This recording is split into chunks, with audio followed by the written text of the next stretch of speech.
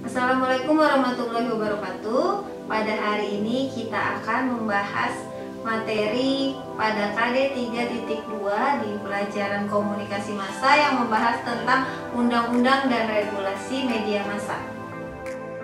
Pada pelajaran undang-undang dan regulasi kali ini, tujuan pembelajarannya adalah siswa mampu memahami undang-undang dan regulasi media, serta siswa mampu menerapkan undang-undang dan regulasi media. Yang pertama ada kode etik jurnalistik. Kode etik jurnalistik ini ada 11. Nah, di sini isinya sebagian besar menjelaskan dalam dunia kewartawanan. Jadi yang berhubungan dengan jurnalistik dan tata cara penulisannya. Yang kedua ada Undang-Undang Penyiaran. Undang-Undang Penyiaran ini diatur pada Undang-Undang Nomor 32 Tahun 2002 tentang penyiaran. Kalau membicarakan tentang Undang-Undang Penyiaran, isinya akan sangat banyak. Jadi di sini beberapa pasal yang akan saya sebutkan yang nantinya lebih banyak digunakan pada dunia penyiaran pertelevisian. Yang pertama ada pasal 7 ayat 2. Pasal 7 ayat 2 disebutkan KPI atau Komisi Penyiaran Indonesia sebagai lembaga negara yang bersifat independen mengatur hal-hal mengenai penyiaran. Untuk mudah menghafalnya, kita bisa mengingat dengan pasal 7 ayat 2 membahas tentang KPI. Yang kedua ada pasal 8 ayat 2. Pasal 8 ayat 2 ini menjelaskan tentang fungsi KPI. Fungsi KPI mempunyai beberapa wewenang. Pertama, menetapkan standar program siaran. Kedua, menyusun peraturan dan menetapkan pedoman perilaku penyiaran. Ketiga, mengawasi pelaksanaan peraturan dan pedoman perilaku penyiaran serta standar program siaran. Keempat, memberikan sanksi terhadap pelanggaran peraturan dan pedoman perilaku penyiaran serta standar program siaran. Dan yang kelima, melakukan koordinasi dan atau kerjasama dengan pemerintah, lembaga penyiaran, dan masyarakat. Cara mudah menghafalnya adalah untuk pasal 8 ayat 2 membahas tentang fungsi KPI. Selanjutnya, pasal 36 ayat 3.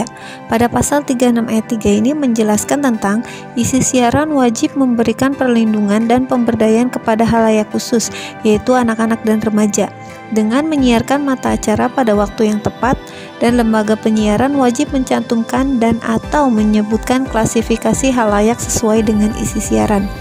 Jadi mudahnya pasal 36 ayat 3 ini membahas tentang jam siaran. Selanjutnya ada pasal 36 ayat 5. Pasal 36 ayat 5 ini adalah isi siaran dilarang bersifat fitnah, menghasut, menyesatkan dan atau bohong, menonjolkan unsur kekerasan, cabul, perjudian, penyalahgunaan narkotika dan obat terlarang, mempertentangan suku, agama, ras dan antar golongan.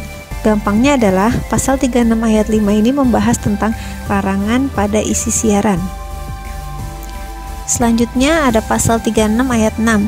Pasal 36 ayat 6 ini berisi tentang isi siaran dilarang memperolokkan, merendahkan, melecehkan dan atau mengabaikan nilai-nilai agama, martabat manusia Indonesia atau merusak hubungan internasional. Mudahnya, pasal 36 ayat 6 ini membahas tentang isi siaran dilarang merendahkan martabat manusia. Selanjutnya lagi ada pasal 44 ayat 1. Pasal 44 ayat 1 ini menjelaskan lembaga penyiaran wajib melakukan ralat apabila isi siaran dan atau berita diketahui terdapat kekeliruan dan atau kesalahan atau terjadi sanggahan atas isi siaran dan atau berita. Mudahnya pasal 44 ayat 1 ini membahas tentang ralat.